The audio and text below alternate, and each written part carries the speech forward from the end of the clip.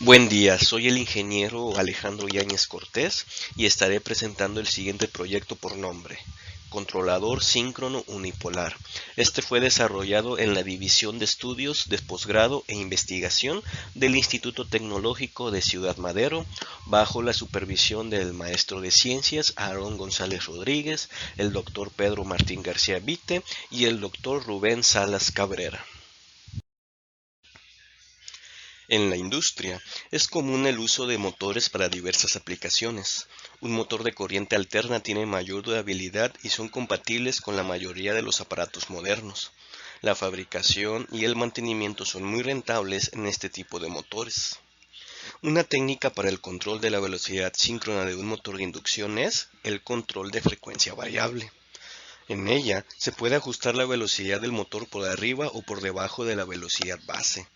Es importante mantener ciertos límites en el voltaje y par del motor conforme se varía la frecuencia para asegurarse de que la operación es segura. Por ello, es frecuente la necesidad de contar con sistemas de potencia capaces de proporcionar una forma de onda senoidal de frecuencia y voltaje variables para el control de estos motores. Los inversores tipo puente completo son una buena opción para ello. A continuación se presenta la configuración del circuito de potencia, que es un inversor puente completo monofásico. Está compuesto por dos ramas idénticas, A y B. Cada rama lleva un par de interruptores BJT y un par de diodos tipo Schottky.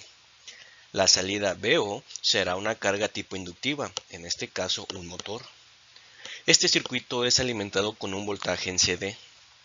El objetivo de este proyecto es generar las señales de conmutación de los BJT para una circulación de corriente entre A y B y posteriormente entre B y A para tener dos sentidos de la corriente y así lograr en la carga BO un voltaje de 127 volts RMS. Hay dos tipos de control PWM principales, bipolar y unipolar. En el bipolar se genera una onda triangular de frecuencia mayor a la senoidal que se requiere en la carga. Estas tienen que estar sincronizadas. Se compara la onda senoidal con la triangular como se observa en la imagen para generar el PWM. En el unipolar se requieren dos ondas senoidales de igual frecuencia y amplitud, pero una deberá estar desfasada 180 grados con respecto a la otra, como se observa en la imagen. Ambas ondas senoidales serán comparadas con respecto a una onda triangular para generar el PWM. En el caso del unipolar, en cada semiciclo habrá una polaridad en BO a diferencia del bipolar, lo que nos permite reducir los armónicos en gran manera.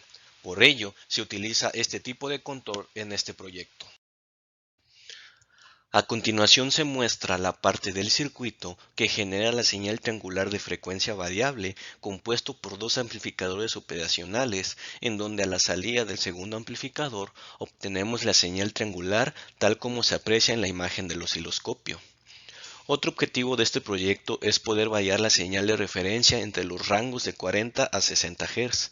Recordando que ambas señales deben estar sincronizadas, es fundamental que la señal triangular sea un múltiplo exacto de la señal de referencia. Para generar la señal de referencia, procederemos a tomar la señal de salida del amplificador número 1. En la imagen siguiente se observa el circuito divisor de frecuencia. Para lograr esto se utiliza el circuito integrado 74C93, que tiene la función de dividir la frecuencia entre 16 veces su valor de entrada. Para aplicar la señal de salida BA del amplificador operacional número 1 al integrado, se realizó un arreglo conformado por un transistor en donde el colector va a la entrada A del 74C93 inyectando una señal más voltaje de saturación y cero. En la imagen del osciloscopio se observa tanto la señal de entrada BA como la señal de salida del 74C93, apreciándose la función del circuito divisor. Ahora bien, esa onda cuadrada debe tratarse para convertirla en una onda senoidal. A continuación, en la imagen siguiente se observa la parte del circuito que nos ayuda a convertir la señal cuadrada en una señal senoidal. Habiendo tomado la señal de salida del integrado 74C93, la señal lambda, esta es inyectada a la entrada no inversora del amplificador número 3. donde en la salida BC la señal lambda es la misma, pero con niveles de más o menos 12 volts. El amplificador 4 es un integrador inversor que, junto con el amplificador 5, genera en la salida BE una onda triangular montada sobre el nivel 0. El amplificador 6 es un seguidor de voltaje, cuya salida se aplica un filtro RC que convierte la onda triangular en onda aproximadamente senoidal. Enseguida, un filtro CR elimina el componente de CD, entregando en la salida BF una onda senoidal simétrica con respecto a 0 volts. Por último, el amplificador 7 es un rectificador que entrega en la salida BG un voltaje de CD igual al valor pico de la onda senoidal en la salida BF. Ahora bien, esta onda senoidal en la salida BF presenta un inconveniente. Su amplitud es inversamente proporcional a la frecuencia. Y para nuestro caso se requiere que al momento de variar la frecuencia, su amplitud sea directamente proporcional. La imagen siguiente nos muestra el circuito que nos permitirá controlar la amplitud de la onda senoidal mencionada anteriormente. Para ello se hará uso del circuito integrado AD633JN. Leyendo el diagrama de izquierda a derecha, encontramos la conexión como división del AD, en donde a la entrada Y1 se le aplica un voltaje constante E1 igual a 2 volts, que es el voltaje pico de la onda senoidal a 40 Hz. La entrada X1 se da la señal de salida BG, que es un voltaje variable en CD, obteniendo en la salida BH la siguiente expresión: BH igual a E1 entre BG. Posteriormente se utiliza al AD633, pero como multiplicador. En este caso, la entrada X1 será la señal de salida BH y la entrada Y1 será la señal de salida BF. Con esta configuración se logra conservar la amplitud de la onda senoidal a momento de variar su frecuencia.